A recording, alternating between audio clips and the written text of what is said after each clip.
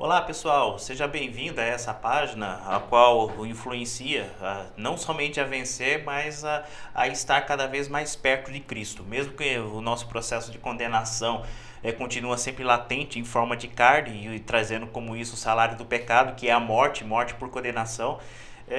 Eu influencio as pessoas a estarem perto de Deus, né? E isso só é feito através da Bíblia, a leitura da palavra de Deus, né? E acima de tudo também, não menos importante, a oração, o diálogo com Deus. Mas o assunto em discussão aqui nesse vídeo é pelo menos alguns tipos de definição a respeito do dia do Senhor. Então, prazer, meu nome é Evandro Soares e eu espero que você se inscreva neste canal, que ajudará muito no engajamento. Da maneira do possível, vamos influenciando o máximo de pessoas a vencer. Vamos lá.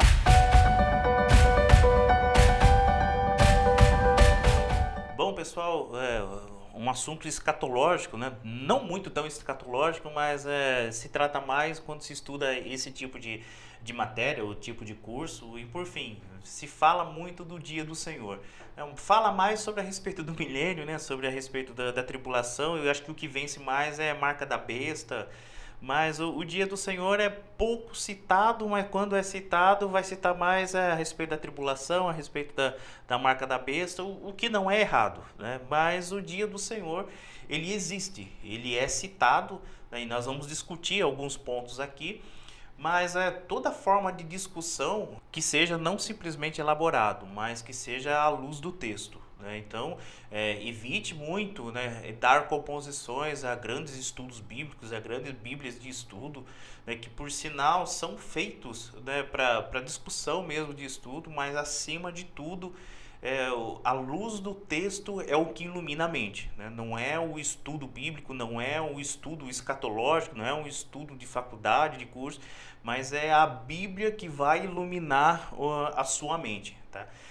Nada de errado, grandes enciclopédias, grandes bíblias de estudo, grandes formas de estudo, mas acima de tudo a Bíblia ela tem que iluminar até esses livros de estudo, né? Então pode estudar sim, sem problema nenhum, né? Leitura, estudo, mas acima de tudo que a Bíblia esteja como foco de esclarecimento.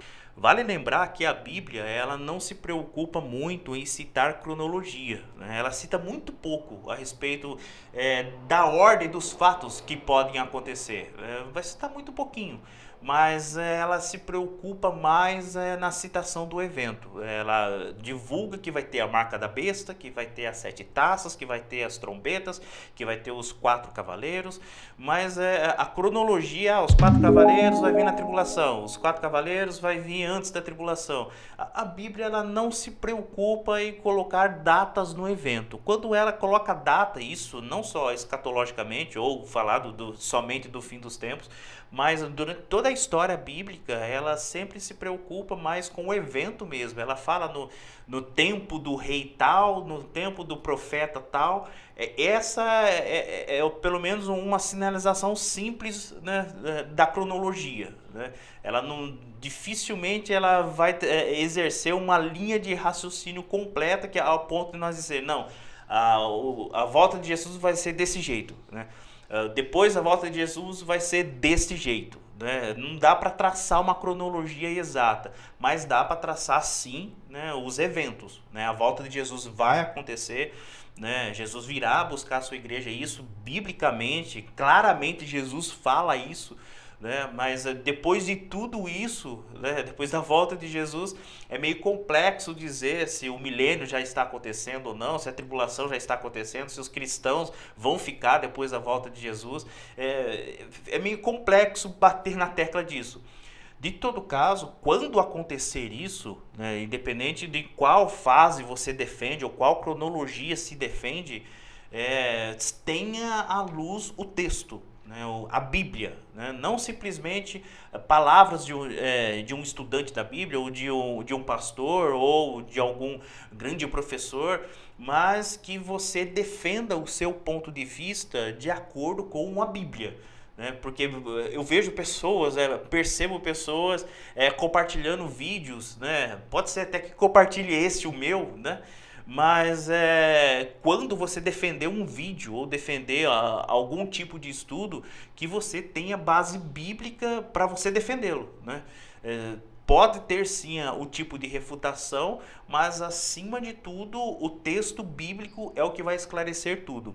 Bom, quando se trata de Israel, ele fazendo parte desses traços de plano salvífico, e esse plano salvífico, claro que antes de tudo tem a condenação pelo pecado, né? E esse pecado ele vai gerar um salário, e esse salário é a morte, né?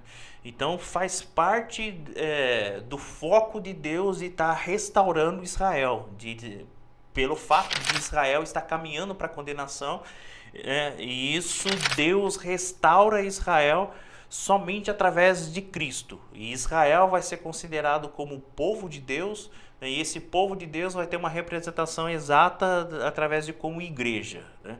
Mas é um assunto discutível para um outro vídeo, mas vamos focar aqui a respeito do dia do Senhor.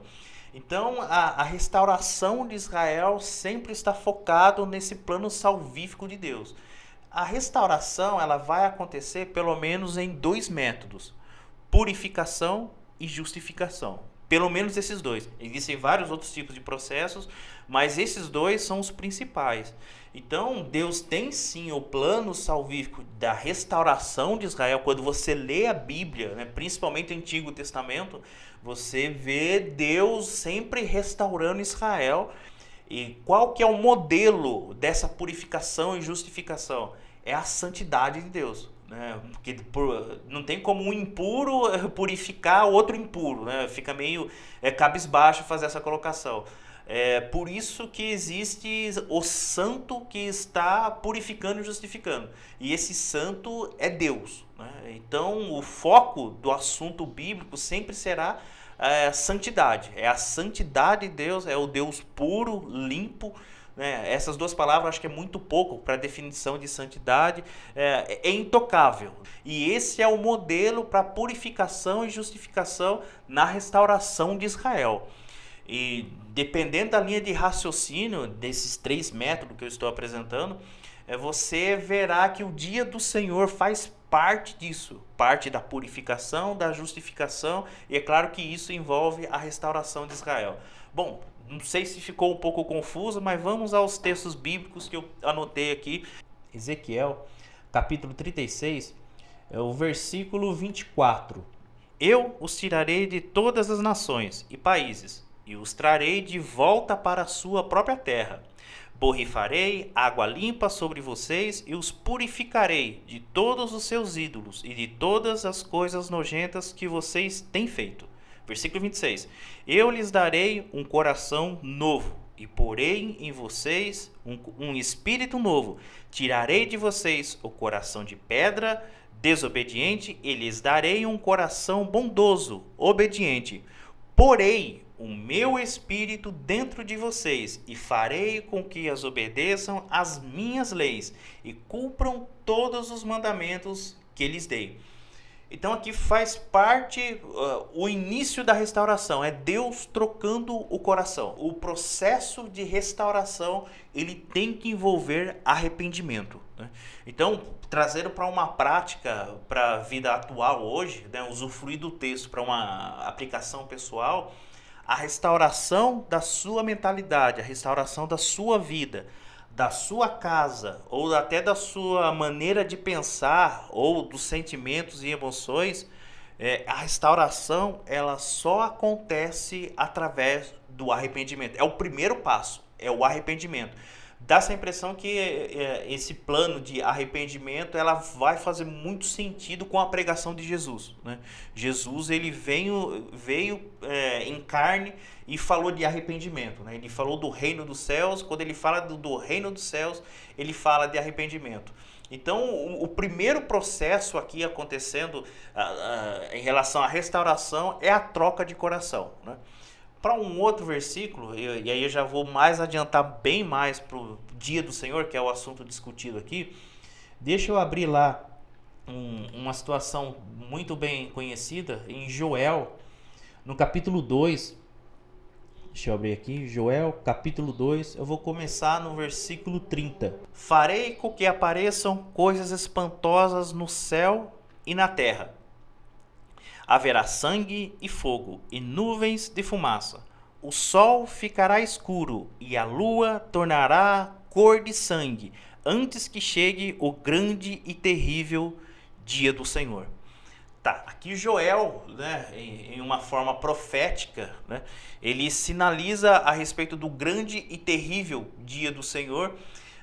A linha de raciocínio aqui para um estudo escatológico pode ser levado de quando, sabe, quando Jesus vai para o inferno, né, ele morre, né, e ele não é que faz visitação, né, ele vai até o inferno para, no assunto da chave da vida, mas tem pessoas que provam que não. Mas que esse faz parte do dia do Senhor, ele faz parte. O dia do Senhor é considerado como a morte de Jesus, né? Que quando Jesus morre e vai fazer essa visitação no inferno, também é considerado. Eu estou colocando aqui vários pontos de vista do que pode se referir ao dia do Senhor. Vamos uma outra colocação. Então, aquele que pedir ajuda do Senhor será salvo, pois o Senhor prometeu que todos os que não tiverem sido destruídos estarão no Monte Sião, em Jerusalém. Aqueles que o Senhor escolheu serão salvos. Aqui agora, pré-tribulacionista e pós-tribulacionista, e tem até, na verdade, um vídeo em relação a isso, pré-tribulacionista e pós-tribulacionista, aqui nesse canal. Depois dá um confere lá, que eu acho que eu abro até bastante o leque em relação a isso. Mas você percebe que aqui o dia do Senhor é dia de juízo e destruição. Joel, ele cita isso. Os profetas, né, eles se referem ao dia do Senhor muitas vezes como dias pertos e também de um futuro distante, né? Nós vamos discutir logo a respeito disso. Começando nisso, Obadias, no versículo 15 e 16, deixa eu colocar aqui. Obadias é um livro muito bacana, fala de juízo também, mas ele vai sinalizar esse juízo mais para Edom. Mas vamos lá, o versículo 15. Está escrito assim, ó: o Senhor Deus diz: está chegando um dia em que eu vou julgar todas as nações. Ai de vocês, edomitas, pagarão pelas suas maldades, aquilo que vocês fizerem com o outro será feito com vocês. O meu povo já foi duramente castigado no meu Monte Santo. Todas as nações vizinhas sofrerão um castigo ainda mais duro, serão castigadas e desaparecerão. Aqui, Obadias, ele está se referindo o dia do Senhor mais para Edom, né? E se tratando de Edom, Edom é praticamente uma pedra de sapato, né? Sabe aquela pedra que fica no sapato? Que incomoda, às vezes não machuca, mas fica incomodando. E essa situação ela fica com Judá, não tanto com Israel, mas Edom ela é essa pedra de sapato mais com Judá. Inclusive tem vídeo aqui nesse canal a respeito de Obadias, que vai lá, dá um confere também. Eu vou fazer de tudo para deixar o link aqui na descrição. Mas Obadias ele sinaliza o dia do Senhor para esta nação, né? E repare que é para um futuro mais próximo, né? Não é um futuro distante. Em relação ao futuro distante, porque eu estou dizendo isso, nós já vamos chegar nesse assunto, que é o próximo ponto bíblico aqui. Isaías, no capítulo 13, Isaías, capítulo 13, o versículo 6. No caso de Isaías, né, Isaías ele fala muito a respeito do Messias, né? Na verdade, todo o conteúdo em relação ao Messias no Antigo Testamento, mais de 60% está tudo em Isaías, né? Para você ver o quanto que Isaías fala a respeito do Messias. Mas quando ele fala do dia do Senhor, né, que ele fala muito também, ele vai falar mais sobre juízo e ira, né? E esse juízo e ira não é para Israel, né? Ele vai falar mais sobre as vizinhanças de Judá que amaldiçoam Judá. Então Isaías fala sobre a maldição sobre essas vizinhanças que amaldiçoou Judá, e sobre os apóstatas, né, ou seja, que é contra Judá. Então, quando Isaías fala do dia do Senhor, é mais para essas pessoas. Ele não fala de bênçãos, né? Ele não fala muito assim de sol escurecer, nada disso. Ele aponta como um juízo e ira para as nações que são apóstatas a Judá. Então, vamos lá. Isaías, capítulo 13. Eu vou começar o versículo 5. Vamos no versículo 6. Está escrito assim, ó. Chorem e gritem, pois está chegando o dia do Senhor. A destruição enviado pelo Todo-Poderoso está perto. Versículo 7. Os braços de todos ficarão sem força, e de medo os corações deles baterão mais rápido. Pois o pavor tomará conta deles, sofrerão e chorarão, como uma mulher com dores de parto, se torcerão como uma mulher que está dando à luz. Olharão uns para os outros, cheio de medo, e os rostos deles ficarão vermelhos de vergonha. E aqui parece que, né, o contexto aqui também não só para um futuro bem próximo a de Isaías, como que também para longe, né, para um futuro mais distante. Se você considerar esse futuro mais distante nessa colocação aqui, então ele está falando mais sobre a Babilônia, que faz parte desse conteúdo apóstata de Judá, né? Vamos esclarecer, andar mais um pouquinho, aqui no capítulo 13 mesmo. Eu parei no versículo 9. Vamos no 9 mesmo. Está chegando o dia do Senhor, dia terrível da sua ira, violenta e furiosa. A terra será arrasada e os pecadores serão mortos.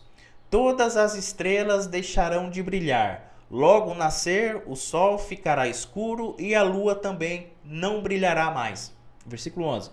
O Senhor Deus diz: eu vou castigar o mundo por causa das suas maldades. Vou castigar as pessoas perversas por causa dos seus pecados. Acabarei com o orgulho dos vaidosos e humilharei as pessoas violentas. Palavra dura aqui, né?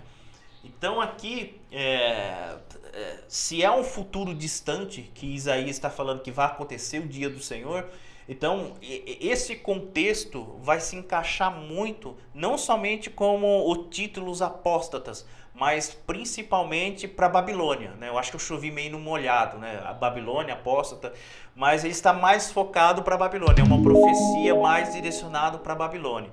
Então, olha só os contextos de dia do Senhor aqui. Você vê Obadias falando de dias bem próximos e se tratando até de uma nação só, que é Edom. E aqui Isaías está falando de um futuro próximo e de um futuro distante e também para a Babilônia, né? Não somente como Obadias fala a respeito de Edom, como também para a Babilônia. E Joel fala mais as consequências disso, né? O sol se escurecendo e Isaías aponta mais o que acontecerá com esse juízo, né? As pessoas ficarão fracas, não conseguirão batalhar mais. Isso está falando dos inimigos de Judá. Uma outra ocasião em relação a esse ponto, vamos para Amós, no capítulo, capítulo 5, agora o versículo, eu vou começar aqui, ó, o versículo 18, tem até epígrafe na Bíblia aí, né, o dia do Senhor. Está escrito assim, ó: ai dos que querem que venha o dia do Senhor. Aqui a colocação, vamos lá. Pelo contexto aqui de Amós, as pessoas estavam desejando que venha logo o dia do Senhor. Mas esse desejo, né, dá-se a entender que queria ou juízo contra os inimigos ou bênçãos para eles, né, para o povo mesmo. Então as pessoas queriam que o dia do Senhor viesse o mais rápido possível, mas por causa que esse dia do Senhor seria dias de bênçãos, né? E dias de juízo para as outras nações. Então é alegria para mim e euforia, né, e condenação para os meus inimigos. Então, de fato, é bênção para mim, né? Os meus inimigos sendo derrotados, então é bênção para mim. Então, e Amós vai contra, vamos dizer assim, contra essa vontade dessas pessoas que querem que o dia do Senhor venha logo. Vamos continuar, vou começar o versículo 18 novamente. Ai dos que querem que venha o dia do Senhor. Por que é que vocês querem esse dia? Pois será um dia de escuridão e não de luz. Né? Parece que Amós aqui parece que clareou a mente. Olha, vocês estão pensando que vai ser tudo bom, vai ser tudo para clarear vocês, tudo para favorecer o conhecimento de vocês, ou até mesmo a batalha de vocês. Não será assim, não. Será dias de escuridão, dias de trevas, né? Então, olha só quantas colocações a respeito, né, da expressão dia do Senhor acontece no Antigo Testamento. Indo mais à frente, agora Isaías, né, deixa eu procurar o capítulo aqui. O capítulo 2, deixa eu ler a partir do versículo 17. Não, o versículo 12, eu vou voltar bem. 2, no versículo 12. Está escrito assim, ó. Nesse dia, o Senhor Todo-Poderoso, olha só, mais ou menos ou para a Babilônia ou para os apóstatas. Mas vamos lá. Tá mais para apóstatas, né? As outras nações vizinhas também. Mas vamos lá. Naquele dia, o Senhor Todo-Poderoso vai humilhar todos os orgulhosos e vaidosos, todos os que pensam que são importantes. Palavra dura, hein? Ele destruirá os altos e os majestosos, o cedro do Líbano. Ele arrasará todas as montanhas, pulei um pontinho aqui, ó, e todos os carvalhos da terra de Baçã. Os carvalhos da terra de Baçã, Baçã ficava praticamente a leste do Mar da Galileia, né? Uma terra muito fértil, né? E parece que isso estava incluso nessa destruição do dia do Senhor, né? Mas vamos lá. Ele arrasará todas as montanhas altas e os montes elevados. Versículo 15. Ele derrubará todas as torres altas e as muralhas fortes. Ele afundará todos os grandes navios e os barcos mais bonitos. Naquele dia, os orgulhosos serão humilhados e os vaidosos serão rebaixados. Somente o Senhor receberá os mais altos louvores.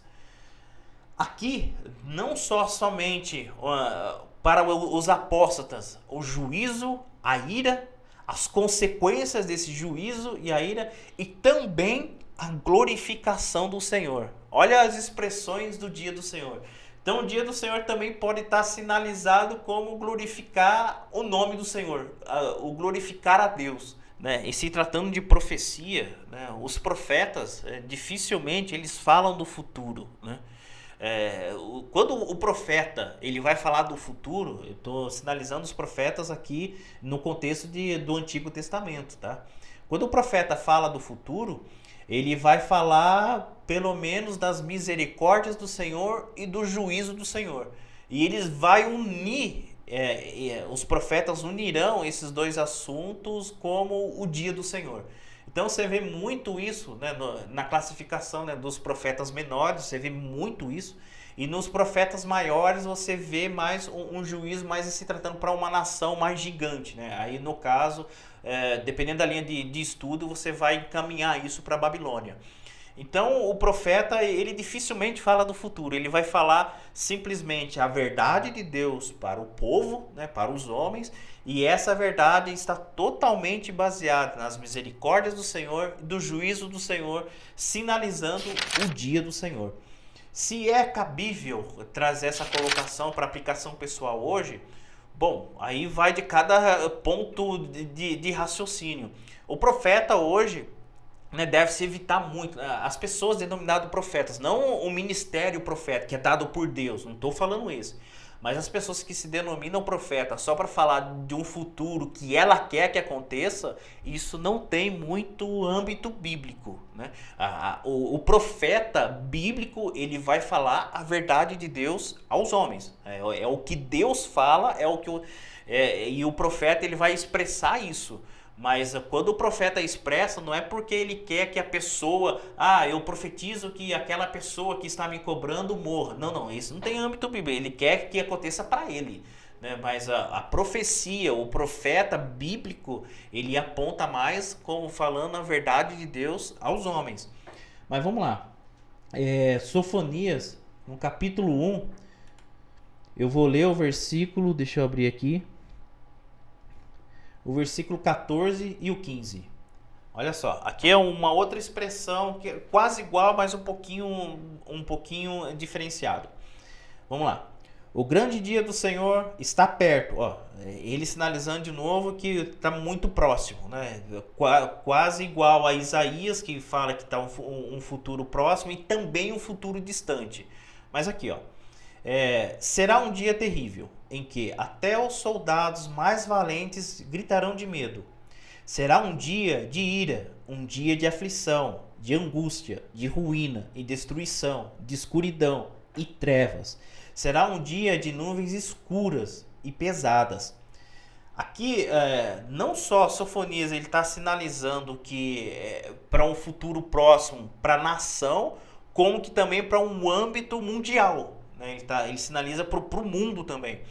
Mas vale lembrar que o que mundo o Sofonias está dizendo? É o mundo que ele conseguiria enxergar ou um mundo meio que mundial mesmo? Faz mais sentido, né, na colocação de espaço e tempo ao qual foi escrito, é o mundo que ele conseguia enxergar. Né? Porque hoje nós temos esse âmbito bem elástico. Né? Nós conseguimos enxergar através de mapas, através da internet, os países, os tipos de mares, os tempos de rios, até, né, fronteiras. Nós conseguimos enxergar tudo isso. Nessa época eles não tinham esse tipo de visão. Mas ele abrange, né, de todo caso, não somente para os apóstatas, mas também para âmbito mundial, né? Quer dizer, o mundo vai sentir isso, né? Quase que igual para Joel, né? Igual o que Joel menciona do sol se escurecer, mas que o mundo perceberá isso. Não somente sentirá, né, mas também perceberá. Outra diferente expressão a respeito do dia do Senhor. Vamos caminhando mais um pouquinho.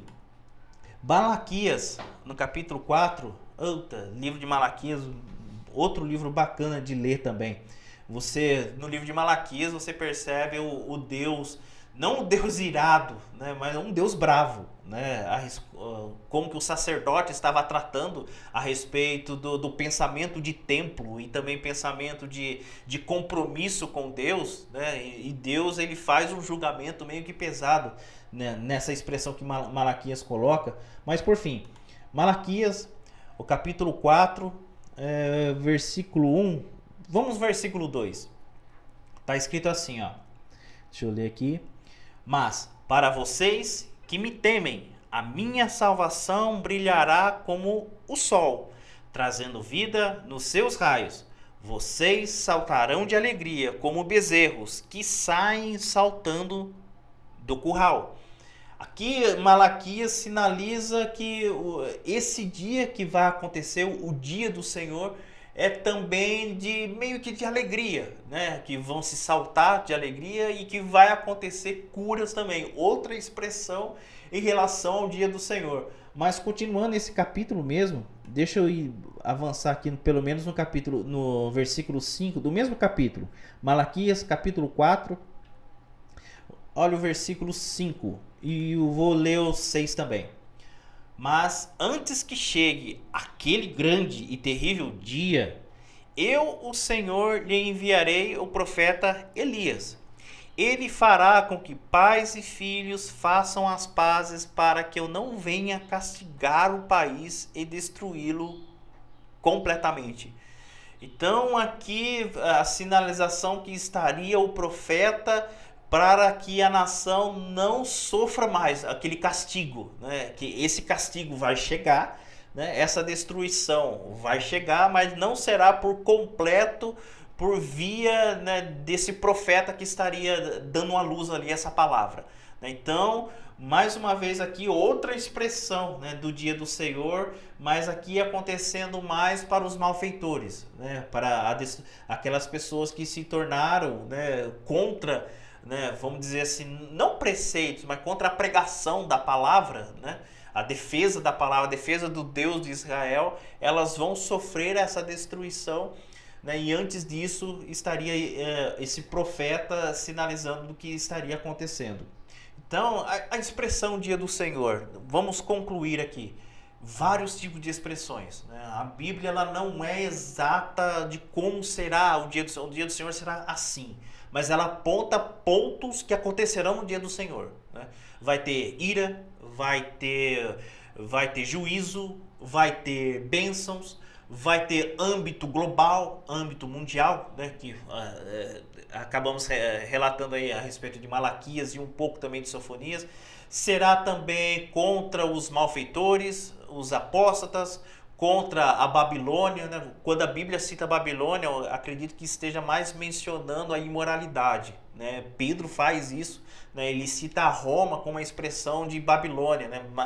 Dá essa impressão que ele está mais tratando como imoral. Então, o dia do Senhor, ele tem todas essas expressões, né? Então, mesmo o assunto escatológico, dia do Senhor, quando for defendido, que exerça a luz do texto, que é o que eu quis expressar aqui o máximo, né? Que esse texto tenha contexto do dia do Senhor. Quando vai acontecer, é complexo. A Bíblia não se preocupou em divulgar isso exatamente. Vai acontecer no ano tal, no século tal, depois que vier tal pessoa. A Bíblia não se preocupa tanto, mas ela se preocupa muito com o evento. E nesse evento sempre tem o personagem a dar crédito de atenção, né? Então evite simulações, né? Vai ser no ano que vem por causa de algum tipo de doença. Vai ser tal ano por causa de um tipo de presidente de tal país. Vai ser tal ano porque a Terra está se colapsando, né? A Bíblia ela não sinaliza isso, né? A Bíblia ela sinaliza que vai acontecer. Essa é a verdade absoluta que o cristão tem que ter em mente. Vai acontecer. Agora, a cronologia que você quer traçar, se você traçar, trace com a luz do texto. Aponte texto, aponte contextos e aponte também o ambiente daquele contexto, né? Porque se apresentar texto e contexto para o ambiente de hoje, né? Trazer a visão de João, da ilha de Patmos, para hoje, cadê os cavalos? Cadê? Então, a luz do texto está acontecendo com o ambiente do texto.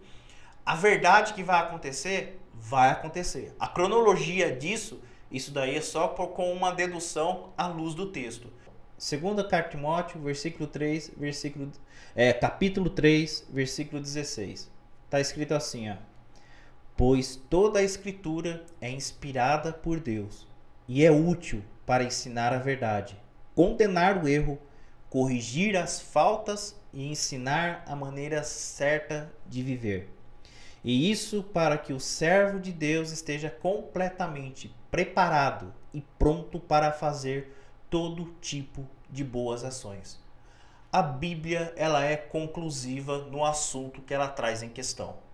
Qual que é o assunto que ela traz em questão? Salvação. Salvação.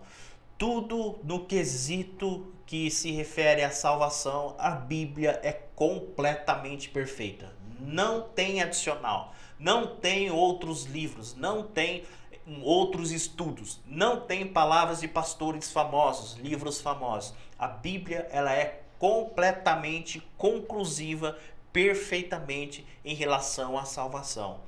Definição de cronologia de que vai acontecer não define salvação.